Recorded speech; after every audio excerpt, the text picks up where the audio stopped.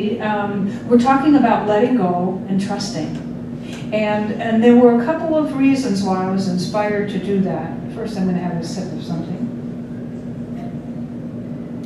One was because we have this concept, we have this way of remembering what to do with our clocks at this time of year, one of the 2 times of year when we change our clocks, and that's to fall back.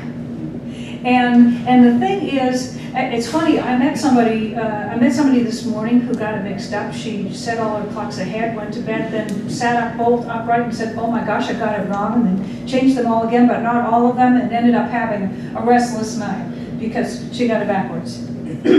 Anyway, this concept of fall back was one of the 2 inspirations for today's message, because we have this opportunity to trust, right? Now, I haven't actually done anything like that. I think I did try something. Yeah, there was a type of dancing, like in clubs when I was in college, that kind of looked like that. I tried it once. Just once. So anyway, of course, there's this concept of falling back, and it requires that we let go and trust. And the funny thing is that if I go back to this, it says let go and trust. And I thought, well, gosh, in order to let go, you got to trust. So which is first? I think really we have to trust so that we can let go. And then what? Trust some more. So they're really a package deal, these 2 things. We can't seem to do one without the other, right? Let go and trust. So that was one of the inspirations for today's message, was simply to play with that concept of falling back. And that's because in order to accomplish anything, really, of any significance, we have to find that place within us that does trust. And sometimes we do it, we say we leave claw marks, right? We do it with fear. We walk through fear to do it. And sometimes we do it more easily. It's just that to really accomplish and to experience life, at some point, it's something that we need to be able to do. We can't simply just do it all by ourselves, because it doesn't work that way. Whoops. So we have let go, and notice that there's a faint letter on the end of the word go there, okay? Yeah, and we have trust. We have both of those things. The interesting thing about the way this all works is that we have something very significant coming up on Tuesday. And I love that in my position as a minister, that one of the agreements that I have made is to be neutral when it comes to politics. What a relief. I have my private thoughts, and yet because I have made a commitment not to post and not to protest or see, some of them have to do with my willingness to be neutral, and some of them have to do with being a Science of Mind minister. So between the 2, I tend to take an objective view, a removed view. I do not presume that each one of us has the same beliefs or values, dreams or desires, objectives. That each one of us sitting here right now has exactly the same preference as to how they'd like everything to turn out. I get to focus on what's always true, no matter what. And so this concept of letting go and trusting also applies to what's happening on Tuesday, doesn't it? It does. Because ultimately, we do the best that we can, and we have to let go. And we have to trust the outcome, no matter what it is. Really, to be a good sport in the universe, that's what we get to do, isn't it? Isn't it? So, I love that. So 2 inspirations for today's talk, and I want to read something that Ernest Holmes said about trust. It's actually on page 33 in the Science of Mind textbook. It says, when we learn to trust the universe, we shall be happy, prosperous, and well. We must learn to come under that divine government and accept the fact that nature's table is ever filled. Never was there a cosmic famine. God is God. No matter what our emotional storm, how about that, or what our objective situation may be, there is always something hidden in the inner being that has never been violated. We may stumble, but always there is that eternal voice, forever whispering in our ear that thing which causes the eternal quest, that thing which forever sings and sings. Just love that. So we have this opportunity, of course, we know this, to learn to trust. We have this opportunity, as we know, to learn to come under what he refers to here as the divine government. We know that's the law of cause and effect. That's this responsive, creative aspect of the universe that it's putting forth and bringing our experience to us according to what we believe. And we can trust, think about trusting that divine government as he refers to it there. It's saying that Spirit, Creator, the Absolute, whatever you choose to call it, is running the show. And not in the way that we may have been taught earlier in life as an external, patriarchal, governing body or anything like that. But by implanting within every one of us and all of creation these things of love and law, this thing of divine direction and responsive activity that always take care of everything, all the time. So this concept of divine government is not like, somebody up there telling me what to do. It's something that is provided for all of life. It made all of life out of itself, in its image and likeness, and that includes us. So it's an inside job. It's a thing that happens from within us. So we learn to come under that divine government and accept that nature's table is ever filled. Have you ever had an experience where you just were at your wit's end, and then when you gave up, it all fell into place, and you said, "Oh, of course, I just forgot." Well, we can come to life from this place of like a belief system that's like Swiss cheese. It's got a bunch of holes in it, and we can think that those good things that come along are temporary, they're sporadic, they're a matter of fate or luck of the draw or something like that, rather than something that is constant, that is an eternal reality. So we're talking about the willingness to develop a kind of trust that nature's table is forever filled and that presence is always with us. I love this line, because right after that in the quote says, "no matter what." And no matter what is another thing that now reminds me of Sandy Wade. When we read a legacy that she wrote for herself, she said that her job was to love, no matter what. And it just stuck. Because she was a perfect example of identifying an abiding spiritual principle and choosing to line up with it and to embody it and to express it no matter what. The words "no matter what" are very high spiritual principles. Those are really good things for us to know. Because we are tempted, right? Some people say, "Well, I don't watch much television, but I turned it on to watch something else, and boom, there was that thing that caught my attention and got me going again." You know, some of us, we try to guard what we're exposed to, and it still pops up on our phones now, as a matter of fact. I got this thing on my phone that tricks me into looking at the news. I don't know whose slant or where it comes from. If I swipe the wrong way, it's just there. And on our computers. So we have these opportunities to forget that nature's table is always filled. We have these opportunities to be sort of, I don't want to say tested, but to see how strong we can be in our no matter whatness, which, as Aggie read earlier in referring to Ernest Holmes, is this willingness and this capacity to turn away from conditions, no matter what.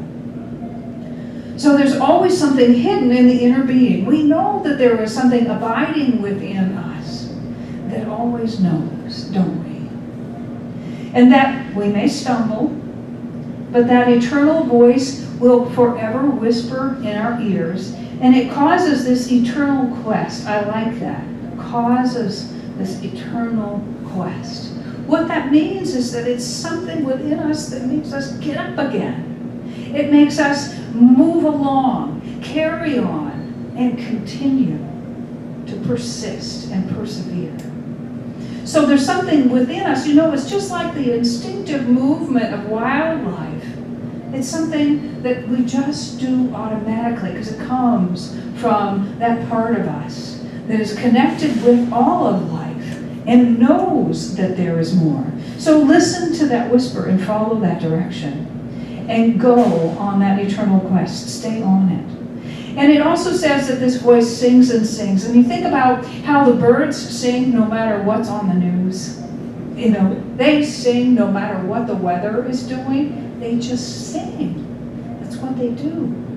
It is a beautiful example of that innocence and that trust. That just full-bodied assumption that everything is right as it needs to be. All is well. It's perfect. So we can even take a little advice or inspiration from those birds. So we have this concept of the trust fall, and we have this idea of letting go. And what happens? We seem to find exceptions along the way, probably because of impressions in early life. And we think, well, maybe what I need to do is handle this one by myself. Maybe this one thing I need to do by myself, right? And then what happens is we end up with the consequences of having made that choice, and we try to accomplish something, whether it's mental, emotional, physical, or a wonderful combination of all of those things. We try to do it on our own, and eventually we reach the limits of what we can do. So whether we find the end of the road, the edge of the cliff, or as the other proverbial saying goes, we paint ourselves into a corner, we somehow exhaust our capacity to do it by ourselves, and we ultimately have to ask for some kind of help, right? Anybody seen this one on a bumper sticker? I didn't know, I'm not sure that it is a Zen proverb just because the internet says so. Isn't that great? Oh, okay. Okay, we'll go back to this. Okay. Because what happens is, if we don't let go, it doesn't mean that universal law just says, okay, stand aside, this one's, holding on. We always get the consequences, those things which come with and after, whatever choices we make, whether they're conscious or unconscious. And so when we don't let go, when we try to do it alone, we will beautifully be led to the threshold of all of that, and then we will become ready. Ernest Holmes says nature waits upon man's discovery. So nature, has eternity and can wait until we reach that point where we say, you know what? I think I could use some help with this. I'm making it too crooked, too long, too hard, too scary, too difficult, and I'm done. And it's a beautiful thing that happens when we let go because, we don't want to do that. Because when we let go is when we make room for something. We make room for something. Think about it. When you let go of something you've been thinking about for too long and you say, you know what, my body, my brain is telling me I need to do something mindless right now. We were talking earlier about reading something that doesn't require too much thinking, or watching something. And Terry Cole Whitaker was saying, go out and be barefoot on the earth and don't bring any electronic devices. Try that on for size and let nature help you reset. So the beautiful, magical thing that happens when we give up is that we make room for life to rush in. We make room for Spirit to flow in. You've probably heard that because we are free, even though everything that is possible for us does exist, it cannot be given to us without our consent, by means of our belief. And so, even though all that good stuff is possible, it requires that we open to it. So what happens when we give up? When we give in? When we let go? We open, don't we? The other thing is that we make room. Now this is kind of funny because making room brings us to a lot of the assignments that we get in prosperity classes. Anybody have a few of those, like clean out your house or your drawers 15 minutes a day, right? Okay. So what happens when you give it a shot and you come across this beautiful old shirt or blouse, your favorite, football jersey or t-shirt from camp or something, and it doesn't look so good, but it has so many wonderful memories attached to it. What about, this is a fun one, what about that favorite pair of underwear that just isn't cutting it anymore, right? You can grab it with both hands, right? And just say, I'm going to just finish this off, so there's just no way I can get away with keeping this piece of clothing. And why would that be? Because there's no place for anything new to flow into our lives when it's occupied with the old stuff. We get to let go and trust. And there are times when we say, well, yeah, but when I got that pair of underwear or that car or that outfit, I had this other job and I was making lots of money and I don't know if I can afford to let go of this old car, this old pair of underwear, this old outfit. The thing is that when we give in to that mindset, it is impossible for new, fresh, good to flow in. We get to practice opening our minds and our hearts and our bodies and our closets and our drawers and our garages and we were talking about our sheds, right? We get to clear those out. I shared one time that I went through a big cleanse because I manifested this amazing job. My income quadrupled and I had to leave really fast. I paid my roommate to pack up for me, and I would just going like crazy for 10 days, throwing things away, taking things to Goodwill, 5 carloads, and so I had really narrowed it down because I was going to work on a boat, and you're only allowed to bring 2 duffel bags, soft-sided, nothing hard-sided, and nothing more than that. And so I did that, and then when I got back from this adventure, I had not set a clear intention as to what I would like to have my life, my surroundings, my possessions, my decor, etc. be like. I had not put an intention into that giant empty space that I had created. So when I came back, I met people with so much stuff very close to me that it was completely overwhelming, and I got to deal with it again. So when you let go and trust, also make sure to add intention. Otherwise, you have the opportunity to repeat the same cycle. See, we have a lot of responsibility in life, don't we? So we have this opportunity to let go and to trust, and we recognize that when we don't, this fun stuff happens. What does that really mean? It means that life is harder than it needs to be. That's all. It means that there's even perfection in that, because when we get tired and then we eventually give up and let go after we've tried everything we know how to do all by ourselves, we're brought back to this place right here. We're brought back to this place where we can trust. So, think about times in your life when you have actually done this and had some good outcomes. Can you remember any of them? Can you remember? A lot of us went through these the prosperity classes together. And we were doing two things. We were cleaning out 15 minutes a day, and we were also studying prosperity principles, and we were also setting intentions. We were also creating clear visions for our lives. And we were treating, we were meditating, we were tithing, we were serving. And so life was flowing, right? Life was flowing. Why am I speaking about that in the past tense?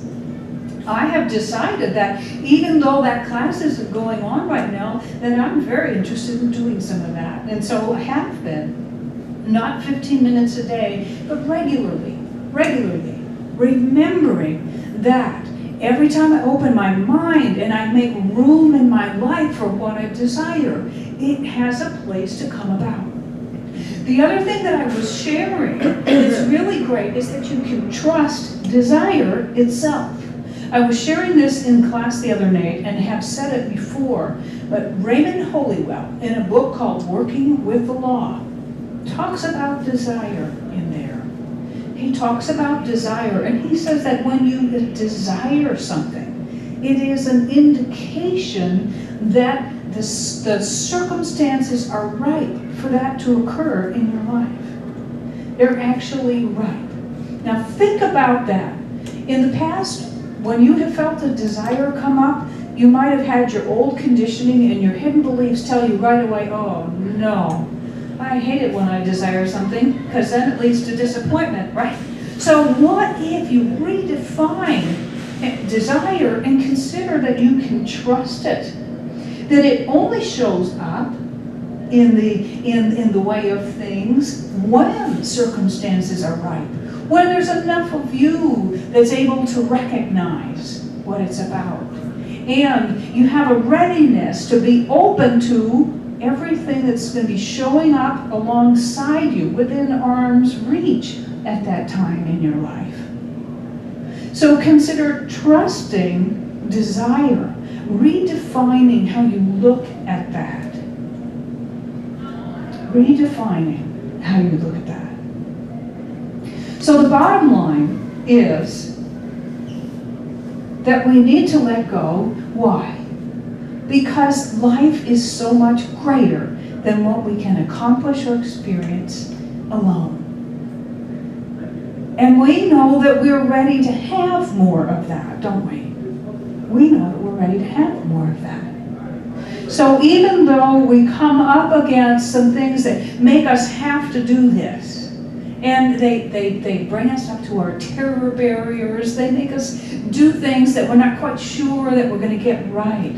The bottom line is that when we let go and trust and do it anyway, amazing things happen. Beginning with the room that we make.